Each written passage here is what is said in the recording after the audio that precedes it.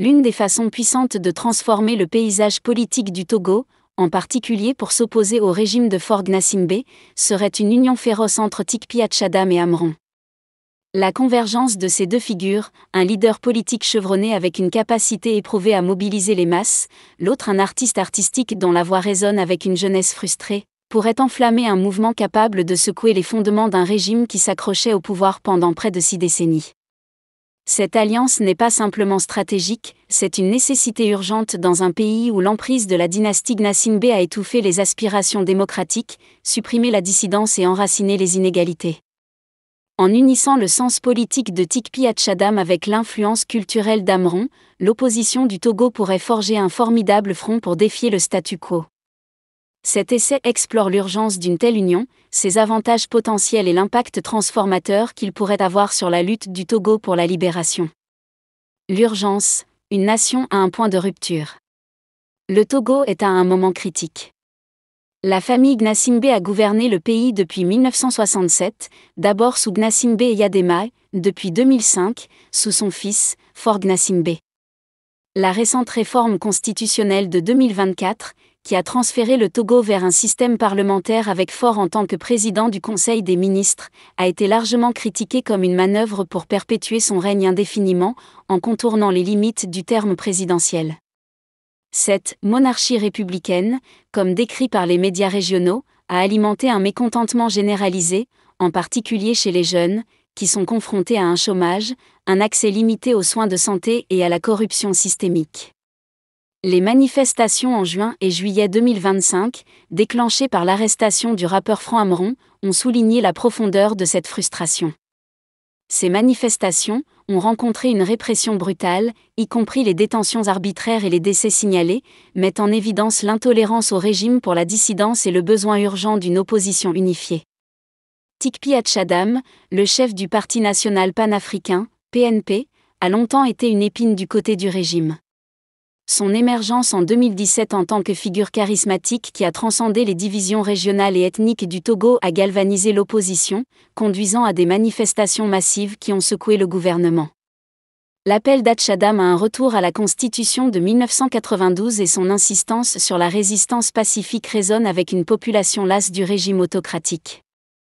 Cependant, son absence prolongée de la part du public, entraînée par des problèmes de sécurité, a laissé un vide dans le leadership que l'opposition a du mal à remplir.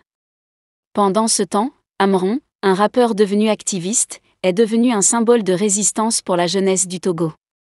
Son arrestation le 26 mai 2025, après avoir appelé à une « célébration » satirique de l'anniversaire de Faure, et ses excuses contraignantes subséquentes d'un hôpital psychiatrique, ont déclenché une vague de manifestations qui ont révélé la peur du régime des influenceurs culturels.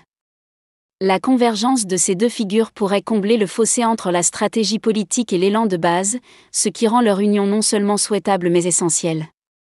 L'urgence de cette alliance découle de l'escalade du régime. L'utilisation de l'internement psychiatrique pour faire taire Amron, une tactique rappelant les régimes autoritaires du passé, signale une escalade dangereuse dans les efforts du gouvernement pour supprimer la dissidence. Les rapports d'allégations de torture, d'arrestations arbitraires et de présence de milices pro-gouvernementales lors des manifestations soulignent encore l'espace de clôture de la liberté d'expression. Avec de nouvelles protestations prévues et le refus du gouvernement de lutter contre les griefs comme l'augmentation du coût de l'électricité et la corruption systémique, la fenêtre pour une résistance efficace se rétrécit. Sans front unifié, l'opposition risque la fragmentation, permettant au régime d'exploiter les divisions et de maintenir son emprise sur le pouvoir. Les avantages, une synergie des forces. Une union entre Tikpi Hatchadam et Amron offre une synergie unique qui pourrait revigorer le mouvement d'opposition du Togo. Leurs points forts complémentaires, l'expérience politique de l'association et l'influence culturelle d'Amron, créent un partenariat dynamique capable de mobiliser divers segments de la société. 1. Bridging génération et démographie. Tikpi Hatchadam, un politicien chevronné et ancien sociologue, apporte une profonde compréhension du paysage politique du Togo. Sa capacité à unir les régions du Nord et du Sud, traditionnellement divisées, était évidente dans les manifestations de 2017, où son PNP a mobilisé plus de 100 000 personnes à Lomé seul. L'attrait d'Atchadam réside dans sa rigueur intellectuelle et sa capacité à articuler une vision d'un Togo démocratique, exempte de la dynastie Gnassingbé. Sa base à Sokodé et ses liens avec la diaspora togolaise, en particulier en Allemagne, fournissent un large réseau pour l'organisation et la collecte de fonds. Amron, en revanche, représente la voix de la jeunesse du Togo, une démographie qui constitue une partie importante de la population. Ses vidéos de musique et de TikTok, qui ont recueilli près de 147 000 abonnés, résonnent avec une génération désillusionnée par des difficultés économiques et une stagnation politique. En tant que Kabyais, comme Faure Gnassingbé, la critique d'Amron sur le régime mine le récit selon lequel l'élite dirigeante jouit d'un soutien inébranlable de ce groupe ethnique. Son arrestation et les manifestations subséquentes en juin 2025 démontrent sa capacité à galvaniser les jeunes Togolais urbains, qui le voient comme un symbole de défi.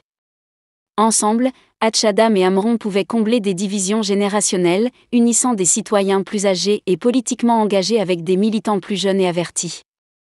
2. Combiner la stratégie politique avec la mobilisation culturelle. La force d'Atchadam réside dans sa vision stratégique. Ses appels à un retour à la Constitution de 1992, qui comprend une limite présidentielle à 2 termes, et son accent mis sur la résistance pacifique fournissent une feuille de route claire pour le changement. Son expérience dans l'organisation de manifestations à grande échelle et ses alliances avec d'autres personnalités de l'opposition, telles que Jean-Pierre Fabre, démontrent sa capacité à naviguer sur le terrain politique complexe du Togo. Cependant, son absence de l'œil du public a limité sa visibilité, ce qui rend difficile la suppression de l'élan. L'influence culturelle d'Amron complète l'expertise politique d'Atchadam. Sa musique et sa présence sur les réseaux sociaux lui donnent une ligne directe aux masses, en particulier les jeunes, qui peuvent être désengagés de la politique traditionnelle. Son arrestation a déclenché un mouvement surnommé le « Moulement du 6 juin », qui, bien que librement organisé, a montré le potentiel de l'activisme dirigé par des artistes. En s'alignant avec Atchadam, Amron pourrait canaliser cette énergie dans un mouvement structuré, amplifiant la portée de l'opposition. Par exemple, la capacité d'Amron à créer du contenu viral pourrait être utilisée pour diffuser les messages d'Atchadam, rendant les exigences politiques complexes accessibles à un public plus large. 3. Amplifiant l'attention internationale. La diaspora togolaise, en particulier en Europe et en Amérique du Nord, a été une source vitale de soutien à l'opposition. Les connexions établies d'Atchadam avec les communautés de la diaspora, en particulier en Allemagne, fournissent une plateforme pour sensibiliser et sécuriser les ressources. Sa tournée 2017 en Allemagne, où il a abordé les expatriés togolais, a démontré sa capacité à mobiliser le soutien international. L'arrestation d'Amron, largement couverte par des prises comme Le Monde, la BBC et RFI, a déjà attiré l'attention mondiale sur les violations des droits de l'homme du Togo. Une campagne conjointe dirigée par Atchadam et Amron pourrait tirer parti de cette visibilité, faisant pression sur des organismes internationaux comme la CEDEAO et l'Union africaine pour aborder le rétroviseur démocratique du Togo. 4. Contrer la répression avec l'unité. La stratégie du régime repose sur la division des critiques de l'opposition et intimidant. L'arrêt et les excuses contraints d'Amron ont été conçus pour le discréditer et dissuader les autres de s'exprimer. De même, l'exil forcé d'Atchadam reflète la peur du régime de son pouvoir de mobilisation. Une alliance publique entre ces deux figures signalerait la résilience, montrant que ni la répression ni l'exil ne peuvent faire taire l'opposition. En présentant un front uni, il pouvait inspirer d'autres militants, artistes et politiciens à rejoindre la cause, créant une coalition plus large qui est plus difficile à supprimer. 5. Inspirer un mouvement national. La vision d'Atchadam d'un « mouvement de libération nationale », tel qu'articulé dans son message audio en 2024, s'aligne sur l'appel d'Amron à la responsabilité et à la justice. Les deux soulignent la puissance du peuple, Armadam à travers son mantra de « la force des nombres » et d'Amron par son engagement direct avec les masses. Une campagne conjointe pourrait transformer les manifestations sporadiques en un mouvement soutenu, avec des exigences claires, la restauration de la Constitution de 1992, la fin de la répression et la responsabilité de la mauvaise gestion économique. En combinant les compétences organisationnelles d'Atchadam avec la capacité d'Amron à inspirer, il pourrait mobiliser les Togolais dans les régions, les ethnies et les générations, créant un raz-de-marée de résistance que le régime ne peut ignorer. Défis et considérations. Bien que les avantages soient convaincants, des défis demeurent.